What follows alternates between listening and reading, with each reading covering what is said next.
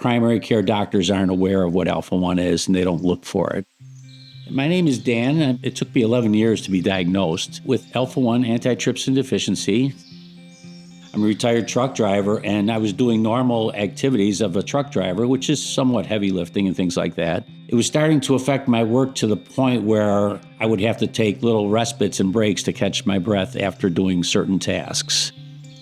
I was misdiagnosed as being asthmatic. I continued to decline for years. My first general practitioner told me I was out of shape. Thank God he left the practice after about 2 years, and I got a new primary care doctor, and he continued looking, even though he didn't have an answer. Did the blood test without really telling me. When he got the results back, he called me up immediately. He got the whole team in action. I got to a pulmonologist. They did extensive testing and imaging and explained everything about it. I was 61 at the time. I was a couple years away from my planned retirement. Even though I'm a never smoker, I've lost about 50% of my lung function due to Alpha-1. I've come to learn my limitations, but all that exercise that I do as an Alpha patient is beneficial in me maintaining my lung function.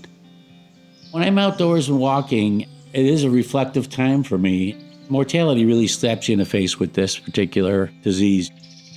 It becomes sad to see people, their life is cut short by this.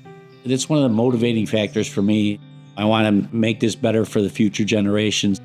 So I'm an advocate for Alpha-1 patients. When I'm speaking with congressional staffers, usually healthcare staffers, the first thing I have to do is educate them on what Alpha-1 is. The general population does not know what an Alpha-1 patient goes through. I make it a point to say, you look at me and I look normal, but I do have stage 3 liver fibrosis. I've lost 50% of my lung function. I'm here to representing all the Alpha patients that can't make this trip.